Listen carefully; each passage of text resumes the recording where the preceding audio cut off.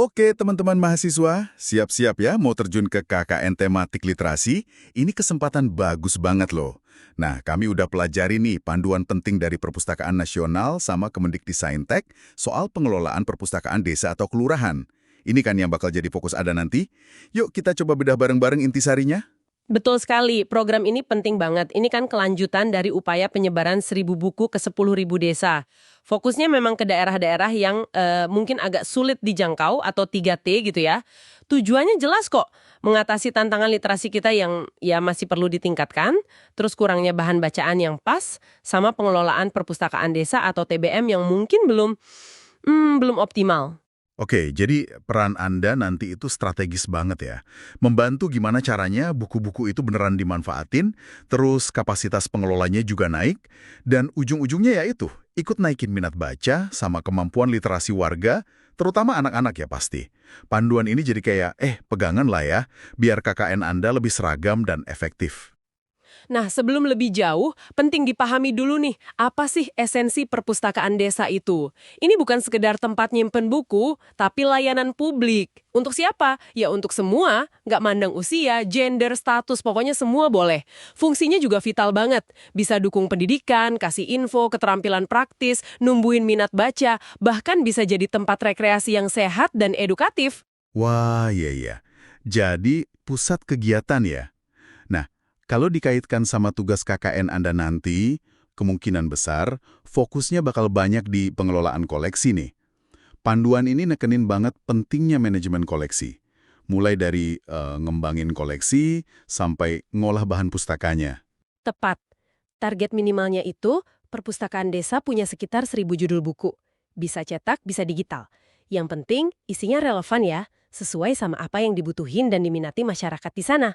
Jadi bukan cuma soal kuantitas, tapi kualitas dan relevansinya itu loh, biar berkelanjutan minat bacanya. Terus soal nambah koleksinya gimana? Panduan nyebutin bisa lewat beli, tukar-menukar, atau hibah ya. Ada targetnya juga, minimal nambah 3% per tahun. Biar koleksinya update terus, nggak itu-itu aja. Betul. Nah, setelah buku diterima, terus dicatat ya inventarisnya, langkah berikutnya ini krusial, pengolahan. Tujuannya simpel aja, biar buku itu gampang ditemuin sama pemustaka, sama penggunanya. Garis besarnya sih pertama verifikasi data bukunya dulu, terus katalogisasi deskriptif. Itu tuh nyatet data fisik buku, kayak judulnya apa, pengarangnya siapa, penerbitnya mana, semacam bikin KTP buat buku lah. Oh, KTP buku. Oke. Terus abis itu? Ditentuin topiknya ya, biar buku yang mirip-mirip bisa deketan gitu di rak.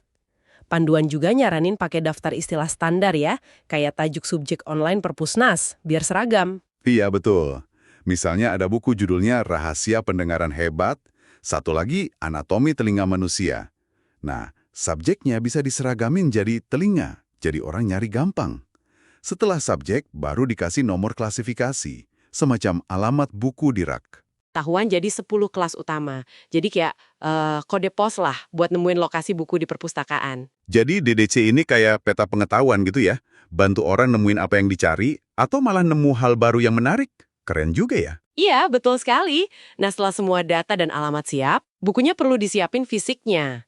Dikasih label nomor panggil di punggung buku, biasanya isinya kombinasi nomor DDC, 3 huruf awal nama pengarang, sama 1 huruf awal judul.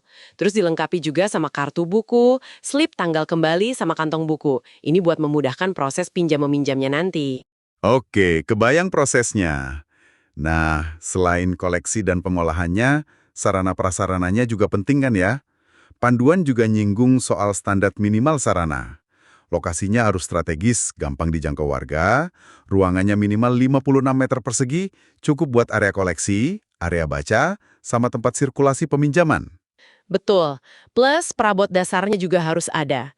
Rak buku yang cukup, meja kursi buat baca, meja kerja pengelola, papan pengumuman.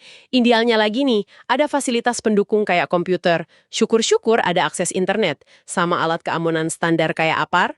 Ini semua biar perpustakaan jadi pusat belajar yang nyaman dan juga aman buat semua. Oke, jadi kalau dirangkum nih ya, intinya pengelolaan yang baik itu jadi kunci. Mulai dari koleksinya pas, diolahnya sistematis biar gampang dicari, terus tempatnya juga mendukung. Ini semua fondasi supaya perpustakaan desa benar-benar bisa berfungsi mencerdaskan masyarakat. Klop banget sama misi KKN tematik literasi Anda. Betul sekali. Kehadiran Anda di sana itu bisa jadi pemantik perubahan loh. Panduan teknis ini bekal awal yang bagus nih. Nah, ini mungkin jadi pertanyaan buat Anda renungkan nanti di lapangan. Di luar semua langkah teknis yang udah ada di panduan ini ya, kira-kira gimana nih ide-ide segar dan kreativitas khas Anda sebagai mahasiswa bisa dipakai?